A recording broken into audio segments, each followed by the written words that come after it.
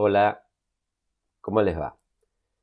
Antes de que expongan los contadores Rodrigo Campillay y la contadora y abogada Verónica Agüero, quería hacerles algunos comentarios previos. El motivo de esta conferencia se origina en el proyecto de ley sobre el régimen de sostenimiento e inclusión fiscal para pequeños contribuyentes, que todavía no ha sido tratado por el Congreso de la Nación.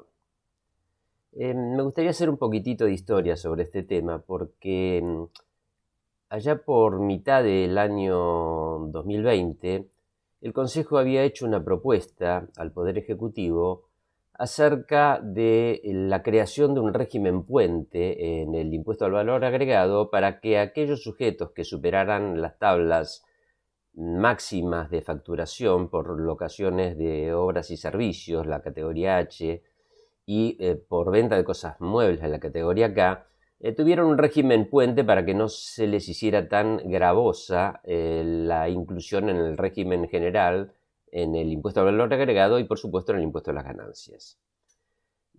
Afortunadamente, esa solicitud que efectuamos tuvo acogida a través de este proyecto de ley, pero lamentablemente creo que hubiese sido preferible que se hubiese dividido en dos partes. Por ejemplo, por un lado, que se hubieran incrementado hasta en un 100%, por lo menos, los topes máximos de las categorías H y K, y por otro lado que se estableciera el régimen puente en el impuesto al valor agregado y en el impuesto a la ganancia, obviamente.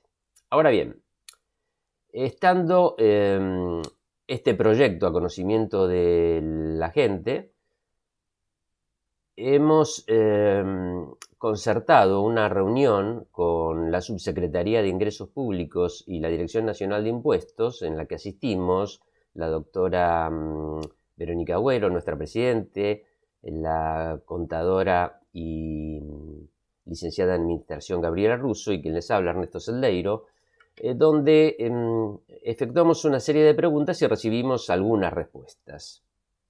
El tema es el siguiente.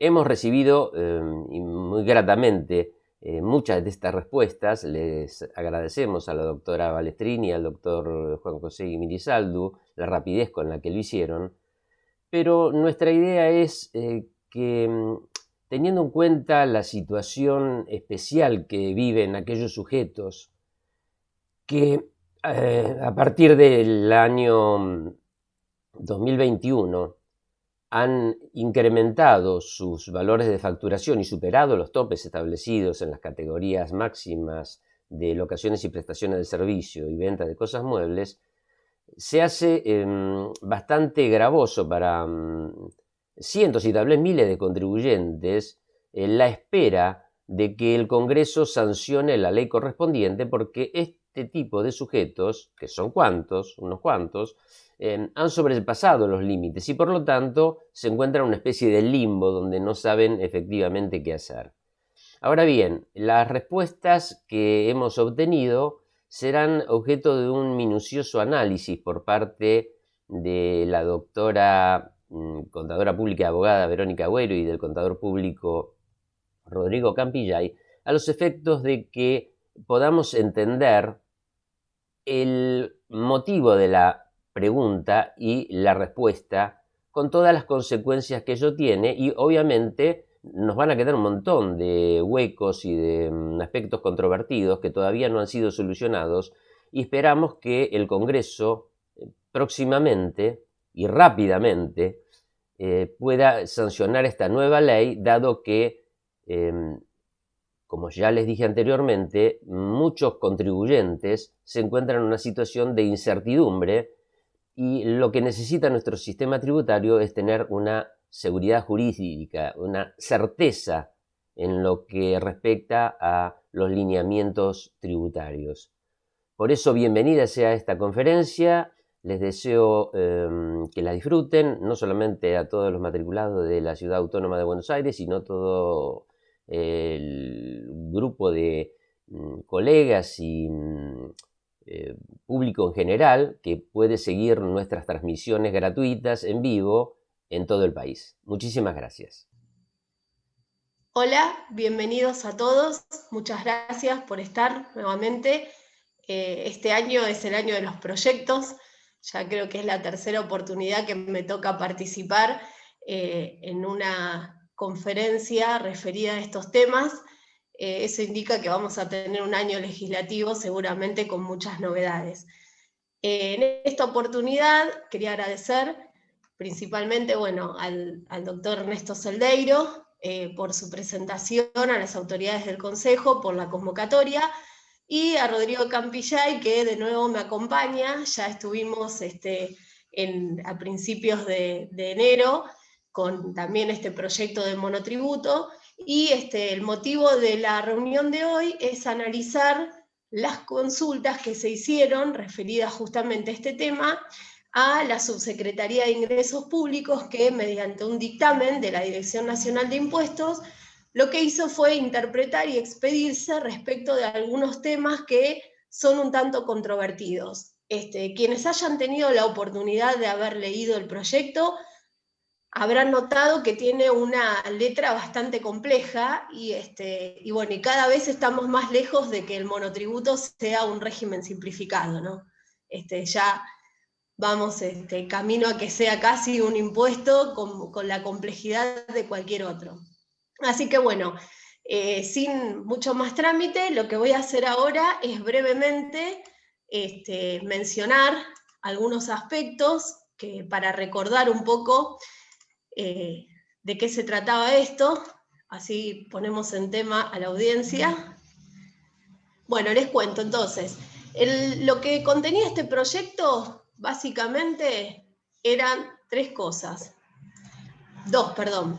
Por un lado, un régimen que yo por lo menos lo autodenominé transitorio, que en realidad lo que hacía era dar como una especie de solución a esta situación que venimos teniendo desde el año pasado, primero fue desde octubre de 2019 hasta febrero de 2020, y después se retomó desde marzo de 2020 con el dictado del ASPO hasta la fecha, con las sucesivas suspensiones de las exclusiones practicadas de oficio a través de los controles sistémicos de la AFIP.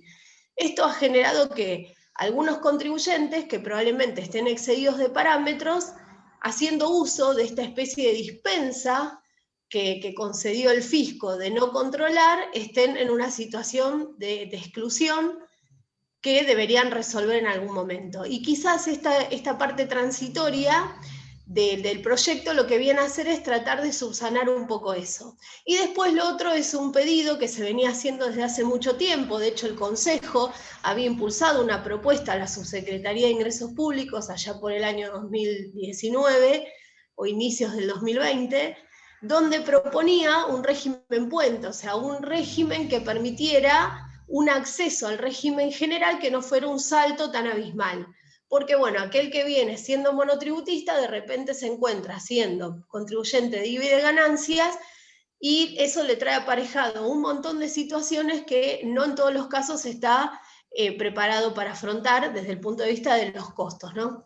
Entonces, bueno, a través de este proyecto lo que se intenta es establecer un régimen que permita el acceso al general dando algunos beneficios.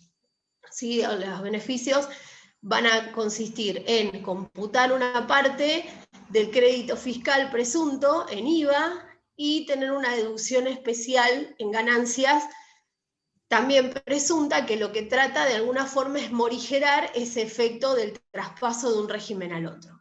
Entonces, acá, o sea, lo que les comentaba, ¿no? Tenemos, por un lado, en el primer renglón, los contribuyentes que no superaron la máxima categoría, que van a poder permanecer al 31 de diciembre de 2020. Y después vamos a tener estos que son la situación de transición o particular, que son aquellos que están excedidos, pero hasta en un 25% del tope de ingresos de la máxima categoría. Entonces, acá la norma les da la posibilidad de permanecer en el régimen simplificado o pasar al régimen general teniendo la posibilidad del beneficio de morigeración. Y después finalmente tenemos aquellos que excedieron del 25%, no tienen posibilidad de mantenerse en el monotributo, pero en el caso que sus ingresos no superen el 50% de las ventas totales anuales que establece la CEPIME como para categorizar a microempresa, entonces en esos supuestos podrán acceder al procedimiento transitorio que justamente tiene estos beneficios que son la posibilidad de computar un crédito fiscal y una deducción en ganancias. Así que bueno, hecha esta breve introducción, le voy a pasar la palabra a Rodrigo, le doy la bienvenida y el agradecimiento nuevamente por sumarse. Él va a empezar a desarrollar ya un poco lo que fue el cuestionario. Nosotros después lo vamos a colgar como material, van a ver que es bastante extenso. En realidad acá lo que vamos a hacer es una mención de los aspectos más relevantes y aquellos que consideramos que son críticos, concentrándonos básicamente en la situación de aquellos que todavía están en el ni, digamos, ¿no? En la no definición de si pasan, si se quedan o qué tienen que hacer con eso. Así que bueno, le doy la bienvenida a Rodrigo, muchas gracias y te paso la palabra. Muchas gracias, Verónica. Buen día para todos. Bueno, en primer lugar, quiero agradecerte, Verónica, por todo este intercambio, del cual uno aprende muchísimo. Y por otro lado, también agradecerle a las autoridades del Consejo, bueno, por el impulso que nos dan y el espacio a los jóvenes profesionales. Así que, desde ya, muy agradecido. Bueno, continuando con lo que comentabas, Verónica, en la introducción, lo que vamos a hacer ahora es pura y exclusivamente analizar quiénes son los que pueden ingresar a este beneficio, ¿no es cierto? Es decir, a considerarse dentro del régimen simplificado al 31 de diciembre del 2020. Y vamos a desarrollar un aspecto que generó dudas, el cual nos parece importante, digamos, resaltar y desmenuzar un poquito, que es el de correctamente categorizado. Entonces, ¿quiénes pueden acceder a esta especie de beneficio? Nosotros lo llamamos beneficio porque en definitiva son aquellos que incumplieron con algunas de las normativas que corresponden al monotributo y van a poder quedarse, es decir, aquellos que estaban al 31 de diciembre del 2020 van a poder quedarse siempre y cuando cumplan determinados requisitos. Entonces, primer requisito, estar en el régimen simplificado hasta el 31 de diciembre del 2020. Uno de los requisitos, que bueno, esto también ya lo vamos a desarrollar, tiene que ver con esto, ¿no? De que los ingresos que facturaron no pueden superar en un 25% a las categorías máximas que actualmente se encuentran hoy en el régimen de monotributo. Acá, bueno, dejamos un ejemplo para que, digamos, bueno, se pueda visualizar. Hoy pensando que para prestación de servicios el monto máximo es 1.739.493, yo podría haberme facturado prestando servicios, podría haberme excedido hasta 2.174.367. Y en el caso de venta de cosas muebles, 3.261.550. Estos son números para tener una idea de cuál sería el desfasaje que me permite todavía contar con este beneficio. Y el otro requisito del cual habla el proyecto tiene que ver con bueno, estar correctamente categorizado. Y esto generó muchas dudas, porque, digamos, de esta definición, es decir, de la definición de aquellos sujetos que cumplan con los requisitos anteriores y estar correctamente categorizado, va a implicar de que muchos se queden o no afuera de este famoso beneficio. Entonces, vamos a ver qué significa estar correctamente categorizado. Entonces, estar correctamente categorizado, digamos, nos va a remitir a la normativa actual del monotributo, ¿estamos bien? Donde se deja bien en claro que una persona, digamos, por eso siempre, y esto lo hemos hecho en el encuentro anterior, hicimos una diferencia de categorización y recategorización, ¿cierto? Es decir, cuando yo cumplo con los requisitos para acceder al régimen simplificado, me voy a mover, en este caso, digamos, 2 veces al año, si corresponde o no, me voy a recategorizar. Ahora bien, uno se encuentra correctamente categorizado cuando, contemplando los 4 parámetros, que son ingresos, que son superficie afectada a la actividad, que son energía eléctrica consumida y que tiene que ver con los alquileres, teniendo en presente esos 4 parámetros, obviamente dependiendo de qué contribuyente estemos hablando, ¿no? Porque algunos se tendrá presente un solo parámetro, en otros tendremos en cuenta los 4, esto es muy particular de cada contribuyente, yo me coloco en la categoría máxima de acuerdo al límite de los 4, es decir, al máximo de los 4. Bueno, eso es estar correctamente categorizado. O sea, ahí queda vigente lo que la normativa nos veníamos manejando, digamos, hasta ahora, ¿no? Ahora bien, sabiendo este concepto, se pueden, digamos, presentar 2 situaciones, o quizás se puedan presentar más, donde, bueno, ahora lo charlaremos un poquito más adelante, ¿no es cierto, Verónica? Pero bueno, situación número 1 es, ¿qué pasa con aquellos contribuyentes, digamos, que bien, digamos, no superaron ninguno de los parámetros máximos para permanecer en el monotributo, es decir, no se fueron del régimen simplificado al 31 de diciembre del 2020, pero se podrían llegar a encontrar en alguna de las causales de exclusión que tenemos en el artículo 20 de la ley. Es decir, se nos pueden presentar situaciones como esta, muchas. Entonces, vamos a ver algunos ejemplos. Ejemplo, cuando superás el precio máximo unitario de venta. Esta es una causal de exclusión para aquellos que están, digamos, en el monotributo bajo la actividad de compra-venta de bienes. Esto después lo tendríamos que charlar, digamos, porque en función del plazo del análisis que yo tengo que hacer, tenemos que saber que este parámetro ha permanecido durante mucho tiempo desactualizado. Incluso hoy tendríamos que discutir si es suficiente o no. ¿Qué pasa si yo realicé operaciones sin haber facturado? Es decir, si no emití el comprobante de respaldo que corresponda. Caso típico, que esto también lo hemos charlado, en el comercio electrónico. Mucha gente que ha vendido hoy con la pandemia por Mercado Libre y no ha emitido los comprobantes que corresponden. En el tercer ejemplo, que esto también lo hemos conversado, digamos, que tiene que ver con los porcentajes relacionados a los gastos y las compras de productos y servicios que tiene como límite, digamos, tanto la prestación de servicios como compra-venta de bienes, 40% y 80%, que esto también se ha consultado, porque, digamos, está desactualizado y trae como consecuencia, digamos, de que hoy una persona tiene que registrar un empleado y muchas veces está pasando de estos parámetros. Entonces, todos estos sujetos, obviamente las causales del artículo 20 son más, en principio podrían, digamos, permanecer en el régimen simplificado si se encuentran correctamente categorizados. Y van a estar correctamente categorizados al 31 de diciembre del 2020, siempre y cuando justamente nos remitimos al concepto anterior, se encuentren en la categoría que pertenece al máximo de sus 4 parámetros. Obviamente, si la causal de exclusión se mantiene durante el 2021, quedarían afuera del régimen simplificado. Bien. Dentro de la situación número 1, me parece que esto también puede llegar a generar algunas consultas, porque también puede darse el caso ¿no? ¿Qué pasa con aquellos contribuyentes que al 31 de diciembre del 2020 se encuentran dentro del régimen simplificado, ¿ok?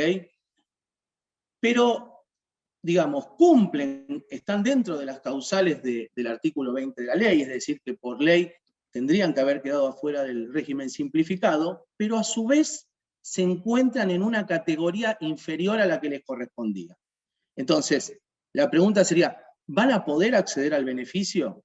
Que acá, bueno, Verónica, quizás tenés mayor información o bueno, una postura, quizás. Tampoco tengo la verdad absoluta. No, por supuesto. No, bueno, yo te cuento. Tuve la posibilidad de participar el día que se hizo la reunión virtual y se leyeron algunas de las respuestas. En cuanto a este punto, si lees el cuestionario, vas a ver que dice que no, que la condición para poder permanecer en el régimen es que esté correctamente categorizado, y eso sería que estuviera en la categoría máxima. O sea que si yo tuviera un contribuyente que estuviera en una categoría inferior al 3112, entonces lo estaría dejando afuera de la posibilidad de permanecer, aun cuando sus ingresos no hubieran superado el parámetro del 25% de exceso, que es como la línea límite que permite la permanencia. Totalmente. Respecto de este punto, más allá de que no esté puesto en el acta, y por eso tampoco nosotros lo aclaramos en el material, les cuento que en el marco de la reunión lo que se habló es que probablemente el fisco, de prosperar esta norma, reglamentara una especie de recategorización de oficio, en la que llevara a todos los contribuyentes que están en una categoría inferior a categorizarlos en la máxima al 3112, de esa forma permitiéndoles estar en el requisito. Ahora, eso es un hipotético, digo, permitiría, o sea, uso el potencial porque la realidad es que no surge de ningún lado. O sea, si hoy yo tuviera que asesorar a un monotributista que viene y me pregunta, y la verdad es que la fecha para recategorizarse fue hasta el 31 de enero. Si no lo hizo hasta ese momento, entonces hoy al 31/12 tiene una categoría defectuosa y entonces no podría acceder a esto. Lo que pasa es que eso digamos que me genera una duda en cuanto a la situación o a la razón de ser, porque si vemos los considerandos del proyecto, justamente los considerandos lo que habla es de sanear toda esta situación que se vino generando, porque sabemos que hay contribuyentes que realmente verificaron que estaban excluidos y se excluyeron y pasaron al régimen general, pero sabemos que hay muchos que no. Y algunos no lo hicieron porque, bueno, ya sabemos cómo funciona esto, ¿no? Hay quien no lo hizo porque a sabiendas no lo quiso hacer y quien no lo pudo hacer porque pasamos por un 2020 bastante complicado y el 2021 no tiene una proyección mucho mejor. Entonces, entiendo que de alguna forma van a tratar de dar una solución a todos esos casos, por eso cuando hablaba con Rodrigo antes previamente a la conferencia, le decía, para mí es como una especie de blanqueo de monotributo, y esto es una opinión personal, digo, si realmente prospera esto de que haya una recategorización excepcional que le haga el fisco de oficio y que lleve a la categoría máxima a todos aquellos que están en una categoría menor, entonces eso les daría la posibilidad de permanecer en el régimen en la medida que no superen el parámetro del 25, ¿no? Exactamente, exactamente. Bien. Bueno, sobre este punto es interesante, veremos cómo avanzamos, ¿no es cierto? Pero en principio es esta la situación, ¿no? Bien. Situación número 2 que se puede llegar a presentar, o sea, otra alternativa de estos contribuyentes para, como lo mismo, acá estamos analizando el concepto correctamente categorizado, ¿no? Entonces, hay contribuyentes que al 31 de diciembre del 2020 mantenían en el régimen simplificado, pero se habían excedido en algunos de estos 4 parámetros, y en estos 4 parámetros este exceso los dejaba afuera del régimen simplificado. Bueno, estos sujetos van a estar correctamente categorizados técnicamente, siempre y cuando al 31/12 se encuentren en la categoría H para prestación de servicios y en la categoría K para lo que es la compra-venta de bienes, digamos. Entonces, es decir, en la máxima categoría del régimen. Ahora bien, obviamente, todo esto que estamos analizando no puede perderse de vista que si el ingreso, ¿estamos bien?, fue el parámetro superado, obviamente tenemos el tope del 25%, como vos estabas comentando anteriormente, Verónica, porque es fundamental saber eso, ¿no? O sea, el tope del 25% es lo que va a determinar el tratamiento de este contribuyente. Y por otro lado, obviamente, hay que tener presente, bueno, cuando veamos las actualizaciones, hay que tener presente también de que en caso de que esto se dé de esta manera, si son 4 los parámetros que yo tengo que tener presente para el contribuyente, dependiendo del contribuyente, si uno se pasó por, digamos, no sé, superficie afectada, y la superficie afectada, digamos, no sufre una actualización, esto de mantenerse en el 2021 lo podría llegar a dejar afuera a partir del 2021 al monotributista, ¿correcto? O sea, esto no se puede perder de vista, digamos, ¿no es cierto? O sea, el ingreso, si lo superé, es lo que me va a permitir hasta el 25% quedarme o no, pero yo no podría mantener durante el 2021 la causal que me dejó afuera, ¿correcto? Bueno, ya, situación número 2 ya estamos, ¿verdad? Bueno, entonces ahora voy a retomar con algunos ejemplos que les quería contar. Cuando tuvimos la oportunidad de dar la primera conferencia, que fue allá por principio de enero, yo analizaba esto y les decía que se me presentaba una duda, que tenía la esperanza que a través de estas respuestas tuviera un poco de solución. La verdad es que no me soluciona del todo, porque me sigue generando un poco de duda. Esto que les comentaba antes, me parece que por ahí puede traer un poco de luz, pero sigue siendo hipotético, porque la letra fría del acta no surge. Entonces, bueno, retomando esto del caso del contribuyente que no superó la categoría inferior, dijimos que en principio eso no está previsto, y de hecho acá yo lo que hice fue transcribir un poco lo que justamente plantea la respuesta de la Dirección Nacional de Impuestos, que dice que si esto es una situación irregular, no estaría comprendido, y lo único que habría que hacer es ir a las normas generales del régimen. O sea, no tendría sustento en el proyecto esto, que es más o menos lo que veníamos hablando y que comenté cuando Rodrigo explicó puntualmente este caso. ¿Por qué retomo esto? Porque en realidad lo que quería contarles es que en el supuesto caso que yo tuviera alguien que está en condiciones de permanecer en el régimen porque los ingresos máximos que haya tenido durante el periodo hasta el 31 de diciembre no superan el 25% de la categoría máxima, ¿no? Que esa es como la premisa a cumplir. En el caso de que cumpliera, ¿qué dice el artículo 3 del proyecto? Dice, bueno, en ese caso lo que va a tener que hacer es pagar una diferencia que va a estar compuesta de dos partes. Una diferencia respecto de la categoría que venía pagando comparada con la categoría máxima, y a la vez un 10% de la diferencia de ingresos devengados. Cuando se pregunta respecto de esta diferencia, porque a mí la duda que se me presenta es la siguiente: si yo tengo a alguien que que para acceder al beneficio de permanecer en el régimen tuvo que estar correctamente categorizado, significa que siempre estuvo, o por lo menos al 31/12, está en la categoría máxima. Entonces, ¿a qué se refiere con que regularice por esa diferencia? Entonces, me presentaba duda esa situación.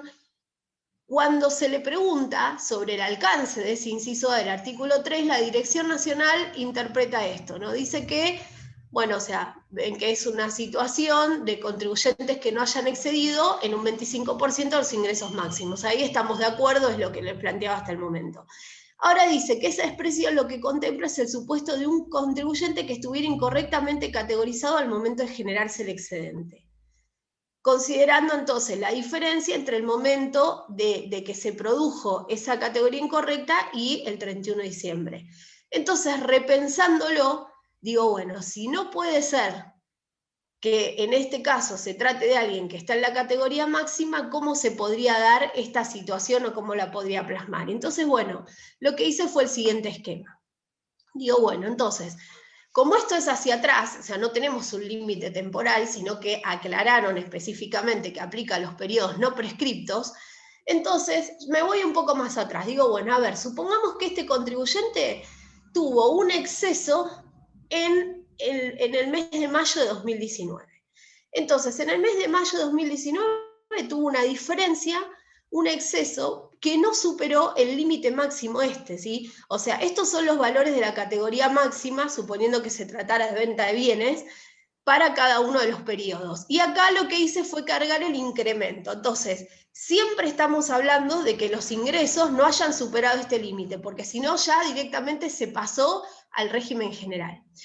Entonces, en el caso de que no haya superado ese ingreso, pero que haya tenido un exceso en algún otro parámetro, entonces, en ese caso, ¿cuál sería la situación? Y bueno, debería pagar la diferencia de categoría. Ahora, cuando yo pongo acá, fíjense que no pongo exceso de parámetro, porque para poder interpretar con la respuesta de la subsecretaría y con el artículo, a mí me parece que en realidad acá se refiere a una diferencia de categoría solamente. Entonces lo que tendría que hacer es regularizarlo, y eso es lo que hice en este ejemplo. Digo, bueno, supongamos que ese contribuyente hubiera estado en la categoría I, que tendría que haber categorizado en la K. Entonces, genero esas diferencias entre impuesto integrado, SIPA y obra social, en el caso de que le correspondiere, Y ahí tendría el inciso A. Y el inciso B sería el 10% del impuesto integrado que está generado por la diferencia entre los ingresos brutos y el tope de la categoría máxima que correspondería. Entonces, en función de este cálculo, el monto a ingresar sería este. En principio digo, bueno, con esto esa persona, ¿qué estaría solucionando? Si yo retrocedo en la presentación y vuelvo acá, digo, supongamos que esta persona hubiera tenido un exceso de otro parámetro, entonces, con esta forma, o sea, con esta regularización que hace de pagar esas diferencias, lo que estaría evitando es que en una fiscalización a posteriori fuera excluido desde ese momento, con lo que trae aparejado, porque eso implicaría que tendría que pagar diferencias de impuestos, intereses, multas, un montón de cuestiones que en principio no las tendría acá. Entonces, quizás a eso apunta este inciso A del artículo 3 que, como lo planteé en su momento, y ahora, bueno, lo vuelvo a traer porque me vuelve a generar esa duda, ¿no? O sea, más allá de que la respuesta es ambigua, porque de hecho, en una de las preguntas, cuando se consulta cuál es la situación de aquel contribuyente que al 31 de diciembre no se excluyó y no se recategorizó, la dirección responde que el régimen no tiene previstas situaciones de excesos de categorías, que eso va por el régimen general. Entonces, me cuesta el régimen general del monotributo, digo, ¿no? O sea, cómo se hace cuando se regulariza que hay que pagar la diferencia de la categoría, los intereses y la sanción que corresponda. Entonces digo, me cuesta interpretar a dónde apuntan con esto, lo volví a repensar respecto de lo que habíamos hablado en enero, sumando estas respuestas, y bueno, y quizás el alcance sea ese.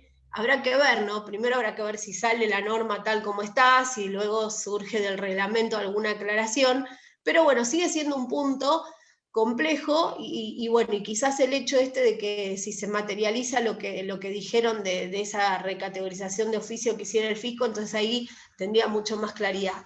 Pero bueno, eso, como les decía, es una cuestión hipotética.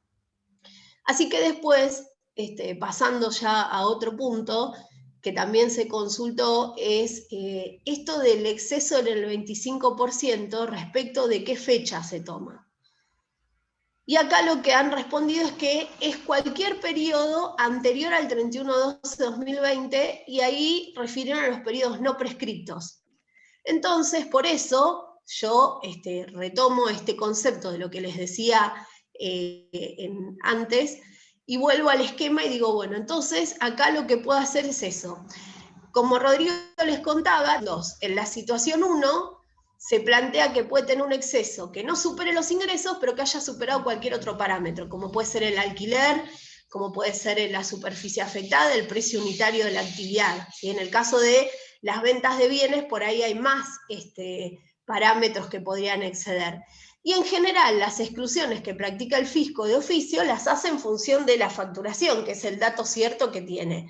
Entonces, por ahí, aquel que tuvo una situación de exceso, allá por 2018, que es un periodo que no está prescripto, entonces lo que podría hacer es regularizar las diferencias a diciembre de 2018 y de esa forma subsana ese exceso y entonces haría como una especie de bloqueo. ¿Se acuerdan del bloqueo fiscal? Hace 1000 años de bloqueo fiscal, pero bueno, después tuvimos algo parecido que fue la confirmación de datos en el marco del blanqueo 2016, que eso ya es un poquito más reciente. Entonces digo, capaz que esto lo que hace es decir, bueno, sí, en algún momento me pasé, no de ingresos, me pasé de otra cosa. Entonces, ¿qué hago? Pago hasta la última, o sea, la diferencia con la última categoría en el momento en el que se haya producido y con eso subsano una exclusión de oficio, o en el marco de una fiscalización, en realidad, que podría producirse en cualquier momento, porque en realidad, más allá de que tengamos ahora esas suspensiones sistémicas, las facultades del fisco siguen estando, y de hecho tuvimos un año de prescripción suspendida, con lo cual los plazos para que vengan a verificar están vigentes. Así que bueno, lo pensé en este punto, me fui a 2018 y apliqué un concepto parecido en otro ejemplo, pero acá ya diciendo, bueno, se pasó en 2018, se pasó en 2019, bueno, ¿qué puede hacer? Y bueno, pagar esas diferencias. probablemente el pago de esas diferencias va a ser mucho menos que si tuviera que regularizar y pasar al régimen general, con las limitaciones que ello conlleva, ¿no? Entonces, bueno, me parece que quería plantear esto como una alternativa porque me parece que esa es la intención que tiene este régimen de saneamiento, que, bueno, de alguna forma va a ir por este sentido, por lo menos eso es lo que yo interpreto. No sé vos, Rodrigo, ¿qué pensás? Sí, sí, estaba pensando también mientras te escuchaba, digamos que, bueno, esto también va a llevar a, tenemos dos problemas acá. Generalmente en el régimen simplificado pasa que son contribuyentes con una estructura administrativa muy débil. Entonces, esto de ir para atrás, ¿no es cierto?, nos va a llevar a hacer un análisis que va a ser bastante complejo, ¿no? Y más sabiendo de que el régimen simplificado, digamos, obtuvo, digamos, o sea, tuvo varias modificaciones en los últimos años, y también incluso de requisitos. ¿Te acordás que estaba el famoso requisito de tener una determinada cantidad de empleados para ciertas actividades y para ciertas categorías? Teníamos precios unitarios antes de enero del 2018 en la compra-venta de bienes de 2.500 pesos. Entonces, por otro lado, no estaba generalizada la factura electrónica para el régimen simplificado. Entonces, digo, hay digamos, un análisis que va a ser importante hacer, de ser el esquema importante, ¿no? Porque la contingencia es grande. Claro, sí, sí, justamente, yo creo lo mismo.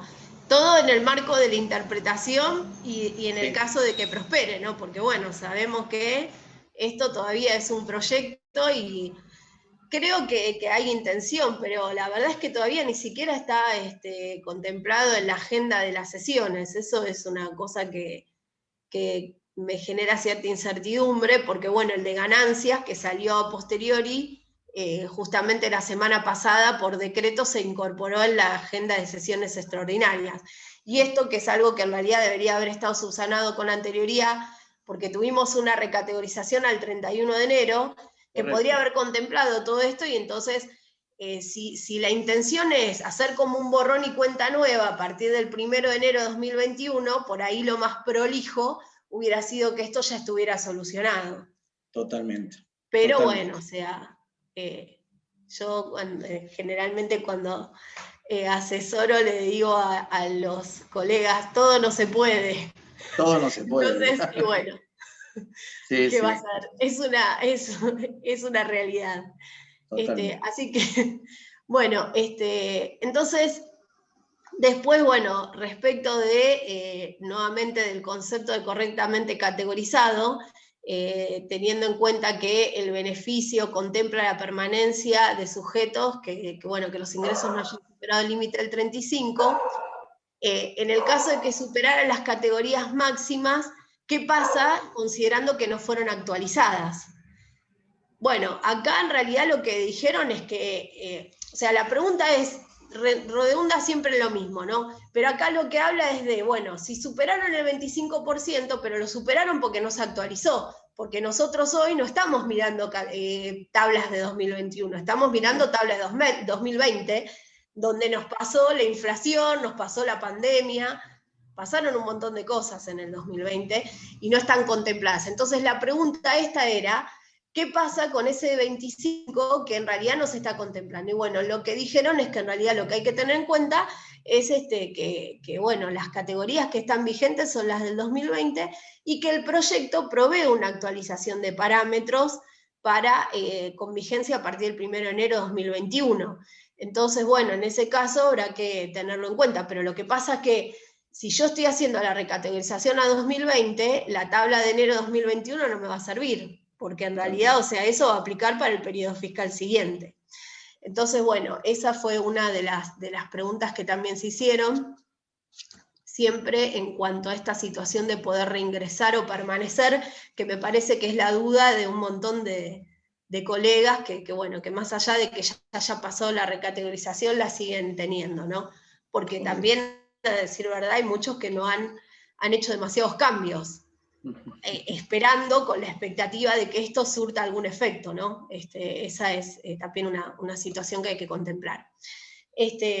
Bueno, después, en cuanto están los otros procedimientos, antes de este procedimiento transitorio está el beneficio a cumplidores, que bueno, en este caso lo que permite el beneficio a cumplidores es que aquellos que hicieron bien los deberes y que se excluyeron cuando detectaron que tenían un exceso, o en el mes siguiente al que se haya producido ese exceso les da como un beneficio de un mayor plazo de tiempo, van a poder o reingresar al régimen en el caso de que le den los números, o podrán tener los beneficios de el cómputo de un crédito fiscal presunto y una deducción en ganancias. Ahora, o sea, de esto en realidad, de lo que les decía del cumplidor, no hemos mencionado nada porque la pregunta que era del millón no fue respondida. Esa pregunta que se planteó también en el momento del ciclo de conferencias que se dieron en ocasión de este proyecto es justamente lo que dice el artículo 5, que es el que habla del cumplidor, dice que aquel que los ingresos no hayan superado siempre hasta el 25%, pero dice los ingresos brutos del régimen general. Entonces, los ingresos brutos del régimen general, ¿cuáles son? Son netos de IVA. Si nosotros nos vamos al decreto 1 del 2010, que es el que reglamenta el monotributo, dice que en realidad los ingresos brutos devengados son todo menos los impuestos internos. Y bueno, dentro de internos, combustible y cigarrillos. Entonces, yo recuerdo lo que decía en ese momento. Si yo hoy viene alguien y me dice, quiero volver o sea, olvidémonos de que tuviéramos este proyecto, ¿no? Vayamos a la norma vigente. Viene alguien y me dice, quiero volver al monotributo. Bueno, perfecto, vamos a mirar los últimos 12 meses, IVA incluido, para ver si no estás afuera, ¿sí? Ahora, para volver acá, pareciera que tendría que tomar el neto, porque me dice los ingresos brutos del régimen general, y en el régimen general el IVA no está incluido en esos ingresos. Entonces se da esa inconsistencia que se consultó a ver cómo se iba a computar, lamentablemente no hubo respuesta. No sé si vos, Rodrigo, tenés alguna postura o alguna certeza.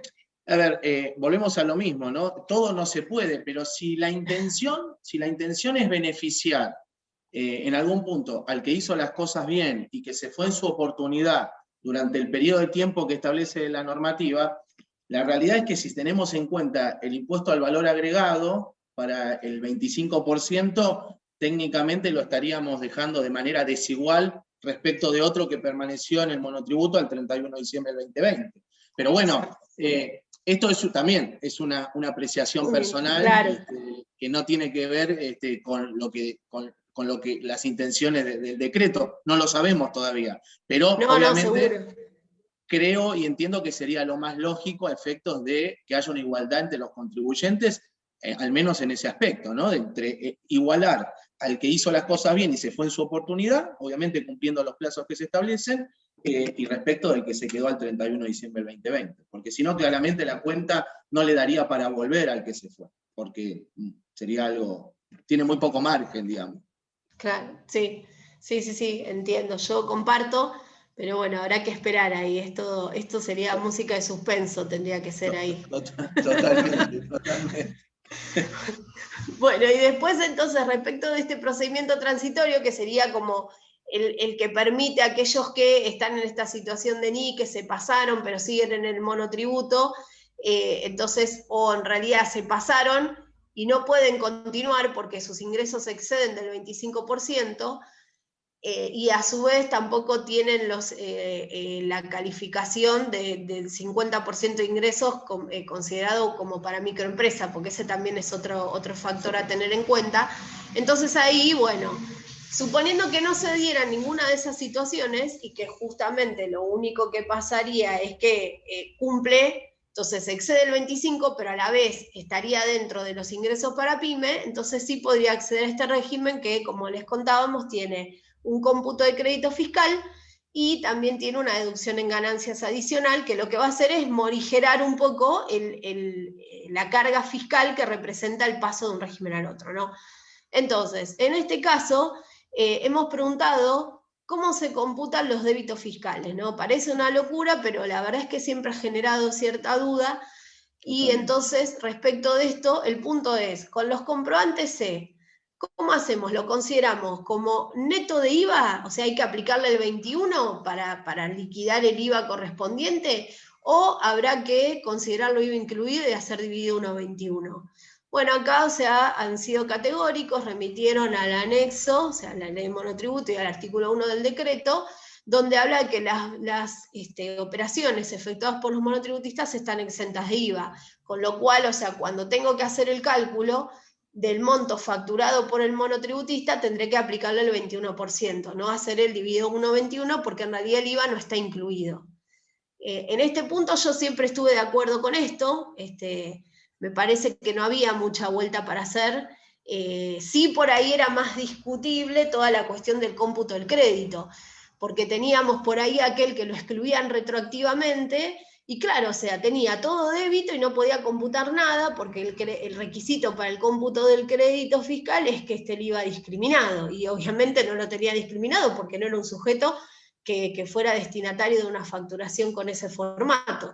Entonces, bueno, venía una discusión que judicialmente algunas veces se reconocía, en el marco de las fiscalizaciones no era muy común que lo concedieran, y bueno, y finalmente terminaban no pudiendo computarlo, o computarlo a medias, y bueno, y entonces ahora este régimen transitorio permite justamente computar el crédito que surja de las operaciones vinculadas con la actividad que estén contenidas en las facturas, aunque no esté discriminado. Solamente aplica en el marco de este régimen transitorio, porque para el régimen permanente, que ya va a tener aplicación a partir de los periodos fiscales siguientes, va a tener otro tinte, porque ahí también tenemos incluido un mecanismo de facturación diferente. ¿Sí? Ahí ya lo que vamos a tener es un cambio, porque las facturas que emitan los responsables inscriptos a los contribuyentes del régimen simplificado van a tener el IVA discriminado.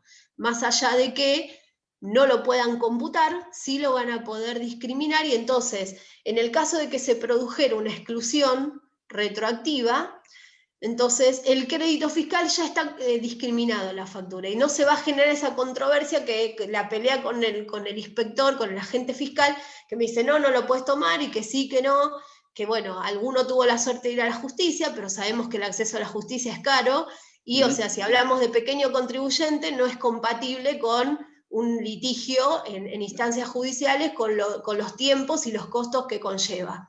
Entonces, bueno, esto me parece positivo. En realidad acá tenemos dos regímenes, uno es el del acceso permanente, que aplica para exclusiones voluntarias y de oficio. Eso se aclaró, porque bueno, por ahí no estaba del todo, no surgía con claridad el texto del proyecto. Entonces, aquel que sea excluido en el marco de una fiscalización, o lo haya detectado y se auto excluya, entonces en cualquiera de esos casos va a poder acceder a estos beneficios, que bueno, les decía, acá ya el cómputo del crédito lo va a poder hacer tomando lo que ya va a tener discriminado, porque esto aplica a partir de 2022, donde ya tendríamos el cambio. Entonces, y en este caso, ¿cuál es la otra situación que se preguntó? Como lo que la norma prevé es que va a poder computar el crédito fiscal de los 12 meses anteriores a la fecha en que se produzca la exclusión, dice, ¿qué pasa si genera crédito fiscal computable, o sea, saldo a favor técnico? ¿Es computable o no? Bueno, la conclusión fue que sí, porque en realidad es un saldo genuino que está vinculado con la actividad, entonces es lógico que se permita computar. ¿Cuál es el que tiene una limitación? El otro, el presunto. Pero ese presunto no aplica en este régimen, sino que aplica en el otro, en el transitorio, que es el que les decía que trata de morigerar un poco la carga. Entonces ahí dice, bueno, te permito computar un crédito fiscal presunto, pero claramente, como todas las presunciones, no genera saldo a favor. Entonces no podría tener nunca un saldo técnico a favor en ese caso. Además, la norma ya prevé una limitación, porque ese cómputo de crédito fiscal presunto no puede exceder el 75% del débito.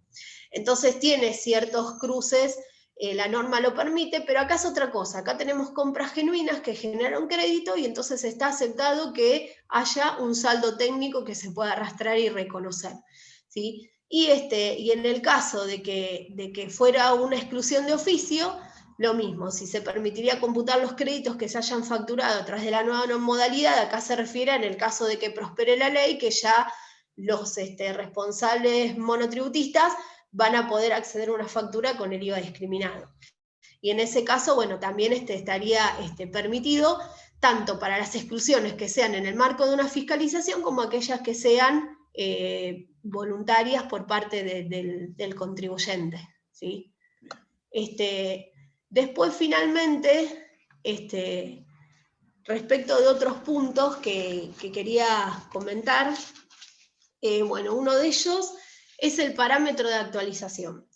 En el marco de la reunión se cuestionó porque este parámetro del 25% se ha planteado que no acompaña el efecto de la inflación. Respecto de esto se ha respondido que en realidad, o sea, el exceso del 25% lo que plantea es una situación en la que el contribuyente se haya pasado de los parámetros y establecieron un límite que no tiene que ver con el ajuste o el ingreso que podría distorsionarse por efecto de la inflación. Y aclararon además que los parámetros tienen un mecanismo de actualización que no tiene que ver con el índice del INDEX, sino con la movilidad de las prestaciones previsionales.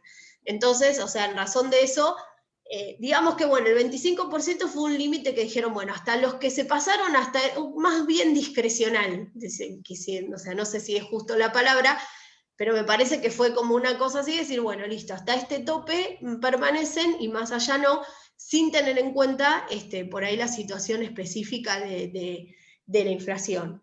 Y bueno, y después respecto de los intermediarios, no sé si querés comentar algo, Rodrigo. Sí, bueno, sí, que se ha consultado, digamos, también respecto de los que llevan la actividad de intermediación. Y bueno, la realidad es que hoy, en la actualidad, se están tomando en cuenta todos los ingresos brutos devengados, digamos, ¿no es cierto? Entonces, esto le trae un problema a aquellos que tienen esta actividad de intermediación, o por ejemplo, a los que cobran, digamos, alquileres a nombre de otros por algún tipo de porcentaje. Entonces, bueno, toda esta problemática, bueno, todavía tampoco está resuelta, simplemente se ha presentado la situación, pero bueno, en principio es lo que es hoy. Hoy, si uno va, hace una consulta frecuente en la FIP está tomando todos los ingresos. Y esto realmente es algo a tener presente, porque es una contingencia grande, digamos, para ciertas actividades, incluso para un montón de actividades profesionales, incluso como la nuestra, ¿no es cierto? Cuando uno hace un recupero de algún gasto, de alguna certificación o lo que sea, es algo a tener presente, ¿o no?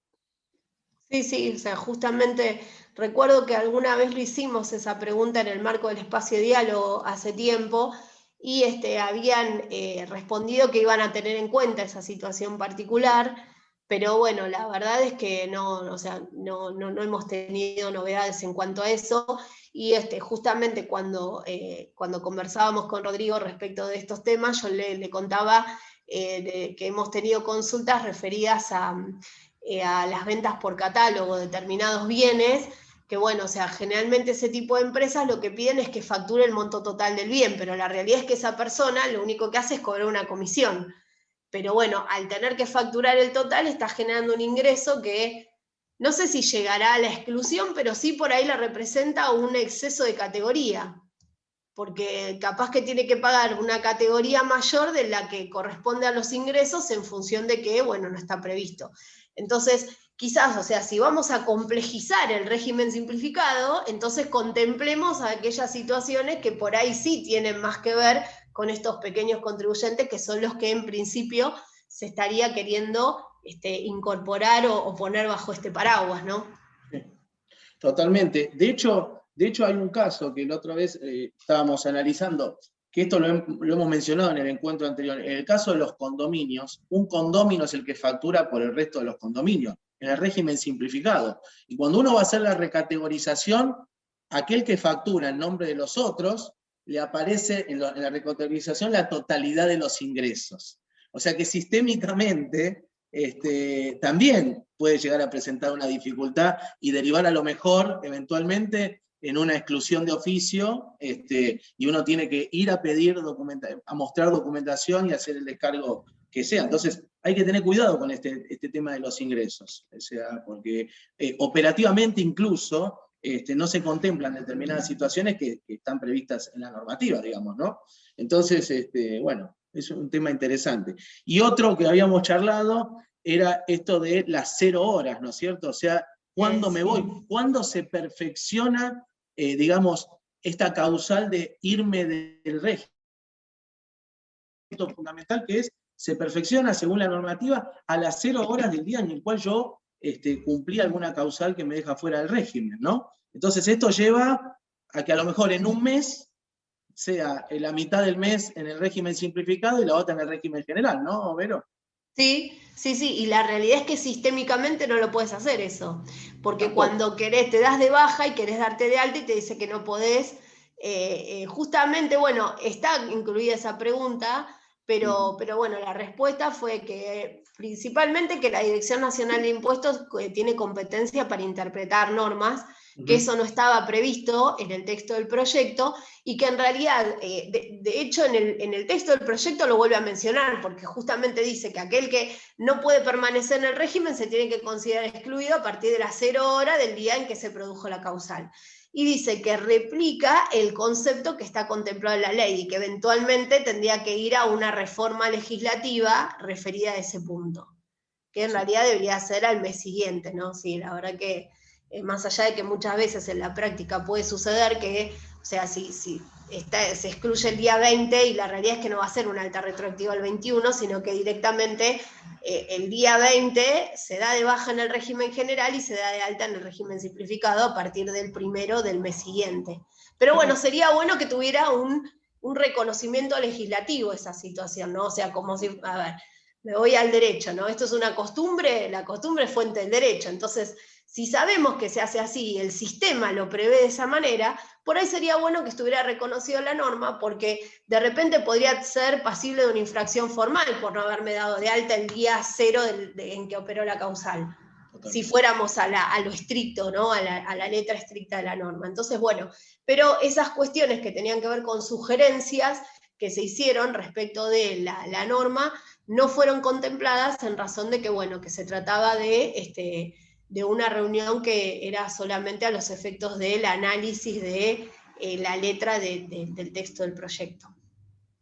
Así que bueno, no sé si tenés alguna otra aclaración. No, yo creo que con esto estamos bastante bien, digamos, estamos abarcando todo digamos, los puntos más fuertes Sí, o sea, básicamente los puntos que tienen que ver con el tema de la situación esta del traspaso, ¿no? Que creo que es lo que por ahí más interesa a nuestros colegas.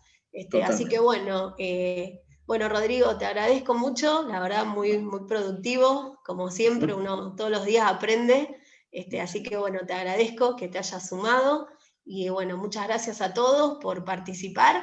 Seguramente nos estaremos viendo, así que bueno, cuídense mucho, hasta la próxima. Muchas gracias. Bueno, muchas gracias, Verónica, gracias por permitirme esta participación, a las autoridades del Consejo, y bueno, nada, seguiremos acompañando seguramente con más material cuando haya novedades, así que bueno, un saludo para todos y nos estaremos viendo. Nos estaremos viendo. Gracias, hasta luego.